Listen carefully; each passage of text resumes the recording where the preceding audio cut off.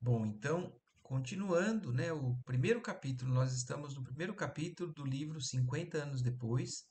Na semana passada, nós começamos o capítulo que se chama Uma Família Romana.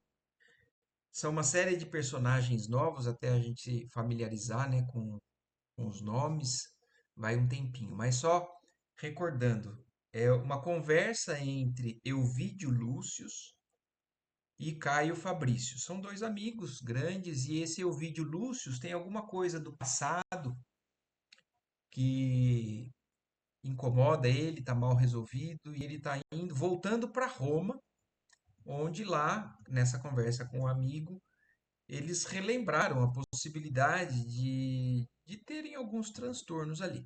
Mas nessa conversa falaram também sobre as, os tormentos, né, ainda as desavenças ali na Palestina com o Império Romano. E aí, no meio da conversa, então, o Elvídio Lúcio falou: Puxa vida, mas nossa, você só tá me dando notícia ruim, né? Vamos conversar de coisa boa. E aí, então, nós vamos dar sequência a partir daí. Fabrícios ouviu-o atento e compungido. As palavras do amigo denunciavam o profundo temor de retornar ao passado tão cheio de aventuras. Aquela atitude súplice atestava que a recordação dos tempos idos ainda lhe palpitava no peito, apesar de todos os esforços para esquecer. Reprimindo os próprios receios, falou então afetuosamente: Pois bem, não falaremos mais nisso.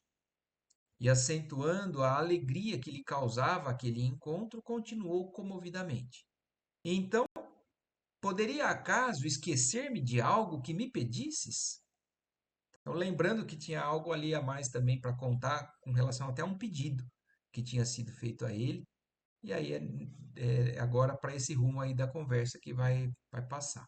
Sem mais delonga, encaminhou-se para o átrio onde os serviçais de confiança lhe esperavam as ordens. Regressando à sala, acompanhado pelo desconhecido que lhe seguira a liteira, na atitude humilde de um escravo.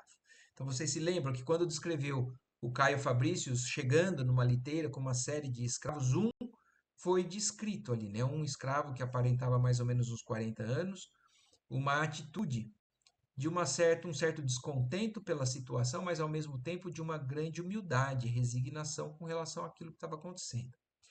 Euvídio Lúcius surpreendeu-se ao ver, ao ver o personagem interessante que lhe era apresentado. Identificara imediatamente a sua condição de servo, mas o espanto lhe provinha da profunda simpatia que aquela figura lhe inspirava. Então, era um espírito marcante, né? Era um espírito que, apesar de estar ali nas vestes, né, de um escravo, já passou uma aura ali que o Elvídio Lúcius percebeu que se tratava de uma figura diferente. Seus traços de israelita eram iniludíveis, porém no olhar havia uma vibração de orgulho nobre, temperado de singular humildade. Então, olha só para a gente consolidar o que a gente está acompanhando da trajetória reencarnatória do Emmanuel, né?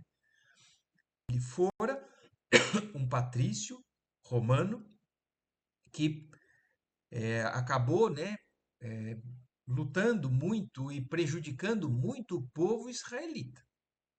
E agora, além de escravo, né, então ele nasceu na raça israelita. Ele poderia ter sido um escravo de qualquer outra região, mas não. Ele nasceu justamente no seio do povo onde ele teve tantos problemas ou causou tantas é, aflições. Na fronte larga, notavam-se cãs precoces, quer dizer, cabelos brancos, né? Precoces com 40 anos. Se bem que o físico denunciasse a pletora de energias orgânicas da idade madura. O aspecto geral, contudo, era de um homem profundamente desencantado da vida. No rosto, percebia-se o sinal de macerações e sofrimentos indizíveis. Impressões dolorosas aliás, compensadas pelo fulgor enérgico do olhar, transparente de serenidade. Então, no livro, como falou logo no prefácio, né? Eles não iriam descrever tanto essa questão de todo do passo a passo da reencarnação, o quanto esse espírito sofreu no começo ou não. Só está dando uma pincelada, né? Uma mostrada que realmente foi um espírito que nasceu e já sofreu muito. Tanto é que agora já apresentando cabelos brancos, apesar do vigor, né, da saúde que ele tem. Eis a surpresa, frisou Caio Fabricius alegremente.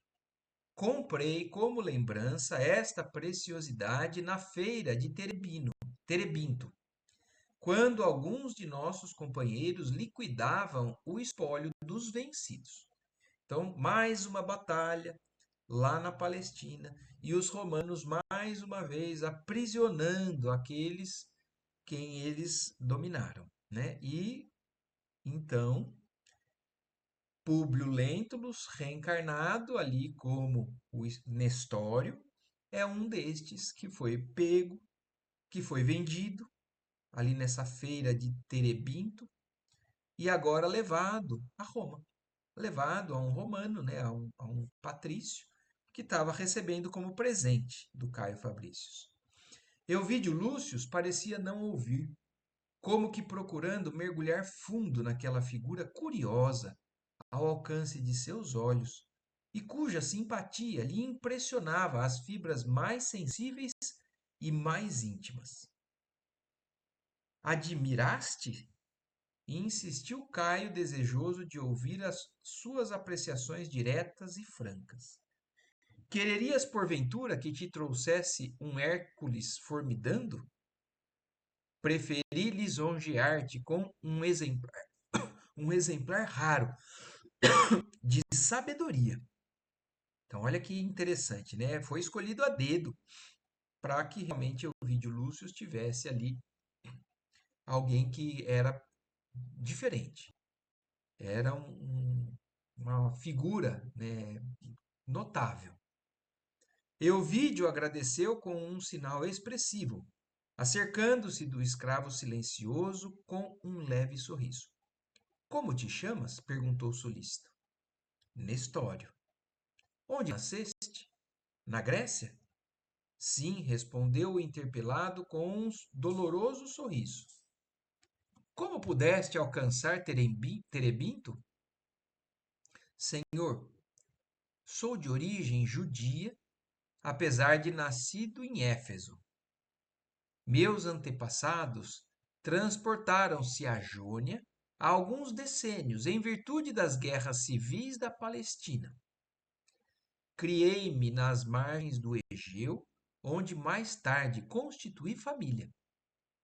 A sorte, porém, não me foi favorável. Tendo perdido minha companheira prematuramente, devido a grandes desgostos, em breve, sob a guante de perseguições implacáveis, fui escravizado por ilustres romanos, que me conduziram ao antigo país de meus antecedentes. Então, está explicando, né, como que nasceu num lugar, foi para outro e depois estava lá de novo. Então, mostrando, né, que ele já tinha tido uma esposa, que a esposa tinha morrido e resumindo aí acontecer, mostrando aonde que chegou no fato em que ele agora era um escravo. E foi lá que a revolução te surpreendeu? Sim. Onde te encontravas? Então eu vi de Lúcio fazendo aquele interrogatório, né, para entender toda a história daquela figura. Então, onde te encontravas? Nas proximidades de Jerusalém. Falaste de tua família. Tinhas apenas mulher? Não, senhor, tinha também um filho. Também morreu? Ignoro. Meu pobre filho, ainda criança, caiu como seu pai na dolorosa noite do cativeiro.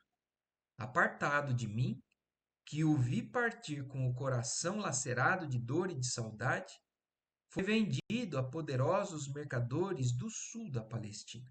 Então, olha a trajetória resumida dele aqui, né? Então, além de tudo, também foi agora afastado do filho. A esposa morreu, O filho também foi pego como escravo e agora ele escravizado também. Euvídio Lúcius olhou para Fabrícios como a expressar a sua admiração pelas respostas desassombradas do desconhecido, continuando, porém, a interrogar: A quem servias em Jerusalém? A Cálios Flávios. Conheci-o de nome. Qual o destino do teu senhor? Foi dos primeiros a morrer nos choques havidos nos arredores da cidade, entre os legionários de Tinéio Rufus e os reforços judeus chegados de Betel. Então, essa batalha, né? Tinéio Rufus e os judeus, então, contra um e outro, que era, na verdade, o que o Caio Fabrícios falou, que ele estava lá, né? E essa batalha resultou, de novo, na conquista de Roma, da supremacia de Roma com relação aos judeus ali, ao povo hebreu. Mas ele, então, como escravo de um desses senhores ali em Jerusalém, esse senhor dele, o primeiro, né, dono dele como escravo, morreu num desses combates. E aí o Euvídio Lúcio continua perguntando: Também combateste? Senhor, não me cumpria combater senão pelo desempenho das obrigações devidas àquele que, conservando-me cativo aos olhos do mundo, há muito me havia restituído a liberdade junto de seu magnânimo coração. Então, olha que interessante. Esse dono dele, né, o senhor dele como escravo, tinha, na verdade, um bom coração e tinha reconhecido, talvez, a condição ali do Nestório e tinha libertado ele, mas ele trabalhava ainda para aquele senhor por respeito ou por. Ele simplesmente já não tinha mais a condição só de escravo. Minhas armas deviam ser as da assistência necessária ao seu espírito leal e justo. Calhos Flávios não era para mim o verdugo, mas o amigo e protetor de todos os momentos. Para meu consolo íntimo, pude provar-lhe a minha dedicação quando lhe fechei os olhos no alento derradeiro. Então, olha isso, o Nestório tinha uma consideração muito grande pelo patrão, né? Agora patrão, tanto que o patrão Calhos Flávios tinha também uma consideração muito grande pelo Nestório. Por Júpiter, exclamou Euvídio, dirigindo-se em alta voz ao amigo. É a primeira vez que ouço um escravo abençoar o senhor. Então, é de se notar realmente, né? Porque os escravos normalmente odeiam, amaldiçoam aqueles que fazem tudo o que fazem com eles. E o Euvídio Lúcio nota isso, né? O Nestório está abençoando aquele que foi o seu senhor. Não é só isso, respondeu Caio Fabrício, bem-humorado. Enquanto o servo os observava ereto e digno. Nestório é a personificação do bom senso. Apesar dos seus laços de sangue com a Ásia Menor, sua cultura acerca do império é das mais vastas e notáveis.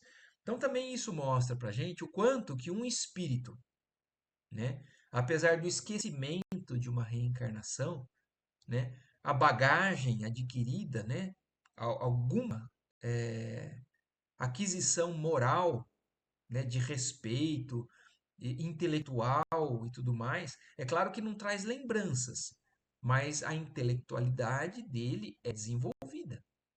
Então, nota-se claramente, nesse caso que está falando, Públio Lentulus, apesar dos equívocos e dos desvios que ele teve na sua conduta, principalmente orgulhosa, ele tinha uma série de conquistas, né? Na questão social, intelectual, cultural, uma série de coisas. E é isso que o Caio Fabrício está chamando a atenção, né? Ele é a personificação do bom senso. E apesar de ter nascido lá, né? Ele conhece a nossa cultura com as mais vastas e notáveis, né, os mais vastos detalhes com relação a toda essa história. Será possível? Tornou Elvídio admirado. Conhece a história romana tão bem quanto um de nós. Mas chegou a viver na capital do mundo? Não. Ao que ele diz, somente a conhece por tradição. Então, aqui é claro que eles vão esclarecer isso daqui, para que a gente também entenda, né? Não é porque ele foi um romano que ele traz o conhecimento da tradição romana. Ele tem isso, né, no subconsciente dele. Mas ele não acessa essas informações a não ser que ele realmente vá e se instrua com relação a essas informações. Mas ele tem facilidade, ele tem familiaridade, porque faz parte da vida passada inteira dele. E é o que ele fala, ele nunca esteve em Roma nessa encarnação, eles não estão falando de encarnação, mas ele está falando, ele nunca esteve em Roma, mas conhece muito da história romana, mas por uma tradição, por uma questão de passado, né, a informação culturalmente. Já convidado pelos dois patrícios, sentou-se o escravo para demonstrar os seus conhecimentos. Então, nesse momento, ele já tinha sido convidado para sentar com eles ali e conversar sobre o assunto. Com desembaraço, falou das lendas encantadoras que envolviam o nascimento da cidade famosa entre os vales da Etrúria e as deliciosas paisagens da Campânia. Rômulo e Remo, a lembrança de Aca Larêntia, o rapto das Sabinas, eram imagens que, na linguagem de um escravo, broslavam-se de novos e interessantes matizes. Então, tudo isso faz parte da história, né? da, da, da criação de Roma, ainda antes do Império. Em seguida, passou a explanar o extraordinário desenvolvimento econômico e político da cidade. A história de Roma não tinha segredos para o seu intelecto. Remontando à época de Tarquínio Prisco, falou de suas construções maravilhosas e gigantescas, detendo-se em particular na célebre rede de esgotos, a caminho das águas lodosas do Tibre. Lembrou a figura de Sérvio Túlio, dividindo a população romana em classes e centúrias. Numa Pompílio, Menênio Agripa. Então, aqui para quem estiver lendo, né, no site ali da Bíblia do Caminho, a gente vê que cada uma dessas cruzinhas aqui são citações que vão explicar cada uma dessas figuras na história da humanidade. E ele está falando aqui, o Nestório, falando de cada uma dessas personalidades. Os Grachos, Sérgio Catilina, Cipião Nassica e todos os vultos famosos da República foram recordados na sua exposição, onde os conceitos cronológicos se alinhavam com admirável exatidão. Então, até isso, até a sequência dos fatos ele tinha, assim, em plena consciência. Os deuses da cidade, os costumes, conquistas, generais intrépidos e valorosos eram com detalhes indelevelmente gravados na sua memória. Seguindo o curso dos seus conhecimentos, rememorou o império nos seus primórdios, salientando as suas realizações portentosas, desde o faustoso brilho da corte de Augusto. As magnificências dos Césares, trabalhadas pela sua dialética fluente, apresentavam novos coloridos históricos, em vista das considerações psicológicas acerca de todas as situações políticas e sociais. Por muito tempo falara Nestório dos seus conhecimentos do passado, quando Elvídio Lúcio, sinceramente surpreendido, o interpelou.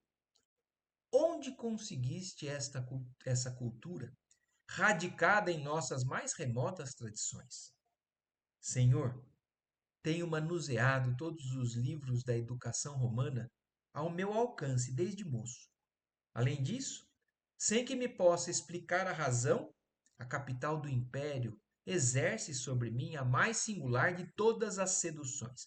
Então, olha aqui, ó, aqui está também mostrando algo para que a gente também entenda o que alguns espíritos carregam, né, de encarnações passadas. Uma atração muito forte por uma região onde nessa encarnação nunca passou.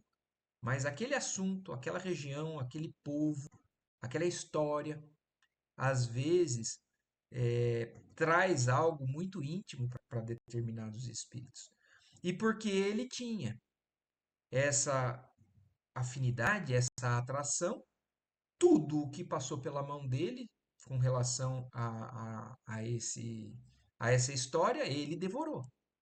Então, todos os livros que passaram pela mão dele, desde moço, ele tem lido. Ora, ajuntou Caio Fabrício satisfeito. Nestório tanto conhece um livro de Salústio como uma página de Petrônio. Os autores gregos, igualmente, não têm segredos para ele. Considerada, porém, a sua predileção pelos motivos romanos, quero acreditar haja ele nascido ao pé de nossas portas. Então, ele é uma pessoa culta, que teve acesso à informação e assimila isso com facilidade, porque muito faz parte da história do espírito dele. O escravo sorriu levemente enquanto Elvídio Lúcio esclarecia. Semelhantes conhecimentos evidenciam um interesse injustificável da parte de um cativo. Quer dizer, para ele, se a gente considerar a não reencarnação, né? Uma existência que começou no nascimento naquele povo, assim, por que que ele tem um interesse tão grande pela cultura romana? Então seria injustificável desse ponto de vista. E depois de uma pausa, como se estivesse arquitetando um projeto íntimo, continuou a falar dirigindo-se ao amigo. Meu caro, louvo-te a lembrança. Minha grande preocupação no momento era obter um servo culto, que pudesse incumbir-se de enriquecer a educação de minhas filhas, auxiliando-me simultaneamente no arranjo dos processos do Estado, a que agora serei compelido pela força do cargo. Então, na semana passada também a gente viu que o Elvídio Lúcio tem duas filhas. E uma deles, inclusive, é aquela que preocupa ele, porque tem uma certa afinidade, né? Já uma simpatia pelas ideias cristãs, do cristianismo, que eles ali ainda acham que é algo, né, que tem que ser repudiado, que tem que ser afastado. E por isso ele tinha pedido ao Caio Fabrícios, né, que trouxesse alguém, um escravo que pudesse contribuir de alguma maneira para a educação das filhas, já que ele iria ter uma série de incumbências com relação ao Estado, né, ao Império. O anfitrião mal havia concluído o seu agradecimento quando surgiram na sala a esposa e as filhas, num gracioso cromo familiar. Alba Lucínia, que ainda não atingira os 40 anos, conservava no rosto os mais belos traços da juventude, a iluminarem o seu perfil de Madonna. Então, Alba Lucínia é a esposa de Elvídio Lúcio.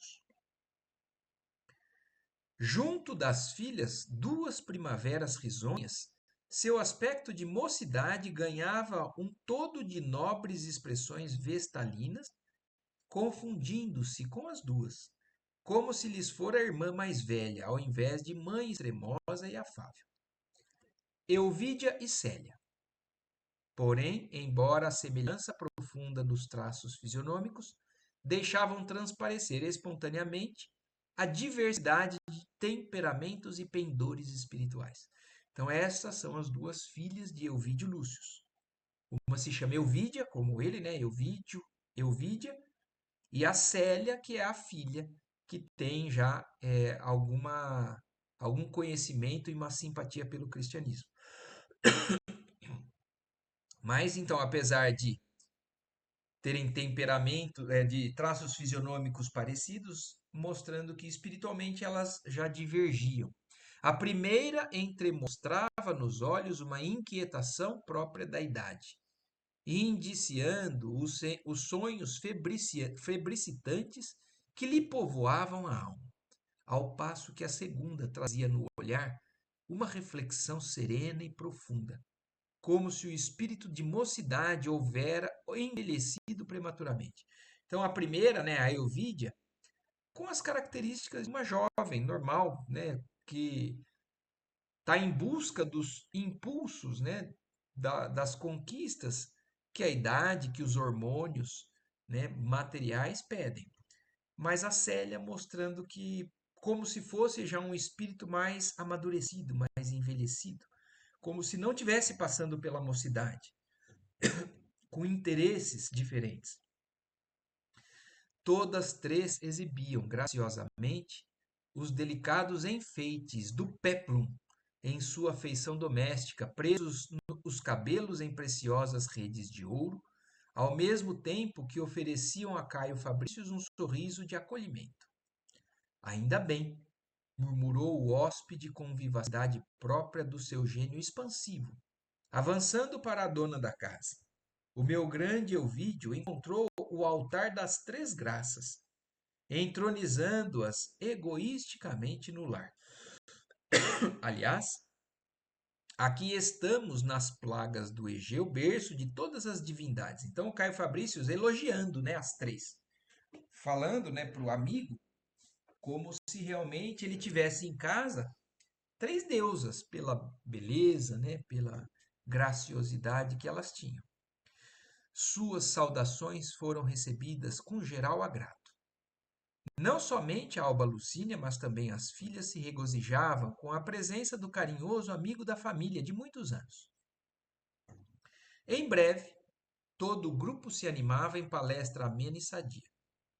Era o burburinho das notícias de Roma, de mistura com as impressões da Idumeia e de outras regiões da Palestina, onde Ovídio Lúcio estagiara junto da família, enfileirando-se as opiniões encantadoras e íntimas acerca dos pequeninos nadas de cada dia. Quer dizer, uma conversa daquelas triviais, né, contando cada um as suas coisas de interesse, os acontecimentos de cada região. Em dado instante, o dono da casa chamou a atenção da esposa para a figura de Nestório, encolhido a um canto da sala, acrescentando entusiasticamente: Lucínia, eis o régio presente que Caio nos trouxe de Terebinto. Um escravo? Perguntou a senhora com entonação de piedade. Quer dizer, para Euvídia, né? A Euvídia não, para Alba Lucínia, a ideia de um escravo não agradava muito, né? Ela tinha uma certa dó, uma pena, né, com relação à situação. Então ela se surpreende e questiona, mas um escravo? Sim, sim, um escravo precioso. Sua capacidade mnemônica é um dos fenômenos mais interessantes que tenho observado em toda a vida. Imagina que tem dentro do cérebro a longa história de Roma, sem omitir o mais ligeiro detalhe. Conhece nossas tradições e costumes familiares como se houvera nascido no Palatino. Desejo sinceramente tomá-lo a meu serviço particular, utilizando-o ao mesmo tempo no apuro da instrução de nossas filhas. Alba Lucínia fitou o desconhecido, tomada de surpresa e simpatia. Por sua vez, as duas jovens o contemplavam admiradas. Então dá para ver, né, claramente pela descrição que Emmanuel faz aqui, era uma figura notável, que chamava a atenção de qualquer um. Saindo, contudo, da sua estupefação, a nobre matrona ponderou refletidamente. Euvídio, sempre considerei a missão doméstica como das mais delicadas de nossa vida. Se esse homem deu provas dos seus conhecimentos, tê-las-ia dado também de suas virtudes, para que venhamos a utilizá-lo confiadamente na educação de nossas filhas? O marido sentiu-se embaraçado para responder a uma pergunta tão sensata e oportuna. Mas em seu auxílio veio a palavra firme de Caio, que esclareceu. eu vô-las dou, minha senhora. Se Ovídio pôde abonar-lhe a sabedoria, posso eu testificar as suas nobres qualidades morais. Então é isso que a Alba Lucínia está questionando, né? A educação das nossas filhas não é só intelectual, e eu, como mãe, me incumbiria de passar tudo o que é necessário para elas, tanto intelectualmente quanto moralmente, porque a preocupação principal seria moralmente. E agora o Caio Fabrício está falando, mas se o vídeo falou da sua capacidade intelectual, eu vou te comprovar das suas qualidades morais. A Alba Lucínia pareceu meditar por momentos, acrescentando afinal com um sorriso satisfeito: está bem, aceitaremos a garantia da sua palavra. Em seguida, a graciosa dama fitou Nestório com caridade e brandura, compreendendo que, se seu doloroso aspecto era incontestavelmente o de um escravo, os olhos revelavam uma serenidade superior, saturada de estranha firmeza. Depois de um minuto de observação acurada e silenciosa, voltou-se para o marido dizendo-lhe algumas palavras em voz quase imperceptível, como se pleiteasse a sua aprovação antes de dar cumprimento a alguns de seus desejos. Euvídio, por sua vez, sorriu ligeiramente, dando o sinal de aquiescência com a cabeça. Então, naquela situação ainda um pouquinho não totalmente aceita, né, por parte de Alba, e ela tentando ser convencida pelo Caio Fabrícios, ela cede um pouco, observa e faz um pedido, né, em voz baixa ali, para o Euvídio, que concorda com ela, né, que ela pudesse fazer o que ela pediu. Voltando-se então para os demais, a nobre senhora falou comovidamente: Caio Fabrícios, eu e meu marido resolvemos que nossas filhas venham a utilizar a cooperação intelectual de um homem livre. E tomando de minúscula varinha que descansava no bojo de um jarrão oriental, a um canto da sala tocou levemente a fronte do escravo, obedecendo às cerimônias familiares com as quais o senhor libertava os cativos na Roma imperial, exclamando: Nestório, nossa casa te declara livre para sempre. Então, olha que bonito, né, por parte da Alba Lucínia. Ela aceita o Nestório, mas não aceita como escravo. Fala assim, quem vai educar minhas filhas não vai ser um cativo, é um homem livre. E aí, nesse momento, ela aceita e já liberta o Nestório. Filhas, continuou a dizer sensibilizada, dirigindo-se às duas jovens, nunca humilheis a liberdade deste homem, que terá toda a independência para cumprir os seus deveres. Caio e Euvídio entreolharam-se satisfeitos. Enquanto Euvídia cumprimentava de longe o liberto, com um leve aceno de cabeça, a altiva Célia aproximou-se do alforriado, que tinha os olhos úmidos de lágrimas, e estendeu-lhe a mão aristocrática e delicada, numa saudação sincera e carinhosa. Então, como a Célia é diferente, né? O Nestório estava emocionado, é claro, né, com já o primeiro gesto da família que ele iria entrar como escravo, mas já entra como liberto, e a Célia se aproxima e estende a mão para ele. Lembrando, né, o que falou também no começo desse livro. A história desse livro é da Célia. A personalidade, né, o espírito central é a Célia. E aí, daqui para frente, a gente vai conhecer a Célia, né? Seus olhos encontraram o olhar do ex-escravo numa onda de afeto e atração indefiníveis. O liberto, visivelmente emocionado, inclinou-se e beijou reverentemente a mão generosa que a jovem Patrícia lhe oferecia. A cena comovedora perdurava por momentos, quando, com surpresa geral, Nestório levantou-se do recanto em que se achava e, caminhando até o centro da sala, ajoelhou-se ante os seus benfeitores, osculando humildemente os pés de Alba Lucínia. E assim termina, então, o primeiro capítulo, né, do nosso livro. Que muita coisa ainda nós vamos né? Aprender, ler, tomar conhecimento aí com a história que esse livro traz para a gente. Eu não sei se tem alguma coisa que vocês queiram falar, acrescentar do que eu comentei ou fazer alguma pergunta.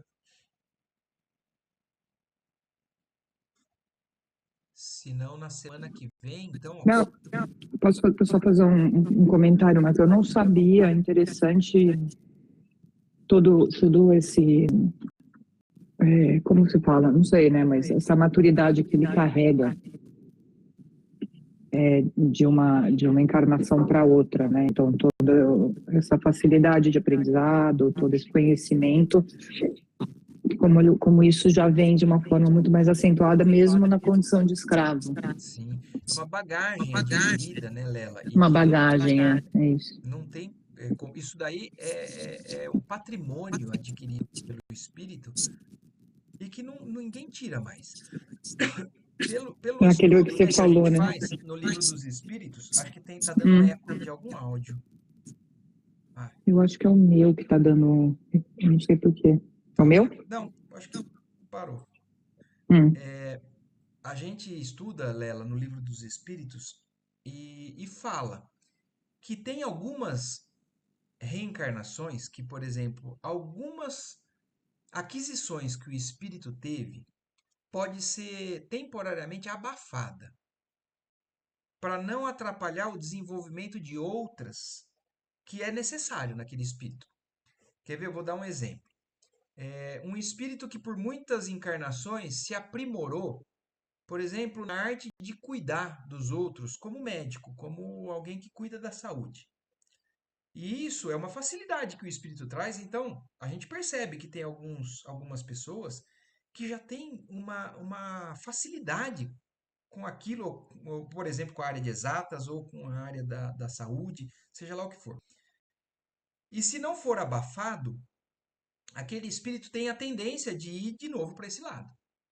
Então, isso que é adquirido pode ser momentaneamente só assim contido para ele, porque nós, como espíritos, vamos nos desenvolver em todas as áreas, né? Em todos os setores. Nós vamos atingir uma plenitude. Mas só por isso, porque aquilo que está adquirido é parte daquele espírito. E isso explica também essas crianças que a gente vê, né, reencarnando, com uma capacidade de tocar instrumento musical, piano, seja lá várias coisas, né? A capacidade de memorização. Então, tudo isso é bagagem do espírito. E nessa história aqui, nesse capítulo, mostrou muito claramente isso, né? A bagagem que o Públio Lentulus tinha, né, tá muito patente ali no escravo, na história. Ele só não tem sim, lembranças, mas ele tem essa faculdade desenvolvida. sim. Não, muito, muito interessante. Muito bonito. Legal, né? Bom, certo? Mais algo? Certinho. Se não, então semana que vem, segundo capítulo, um anjo e um filósofo. É o que nós vamos começar ali. Então vamos só agradecendo, né? Pela oportunidade daqui a gente estar junto estudando mais uma vez e que Deus nos abençoe, que essa noite seja boa para todos nós e uma ótima semana também. Uma ótima semana. Boa noite. Obrigada. Tchau, tchau. Boa Tchau, tchau. noite. Boa noite. Tchau.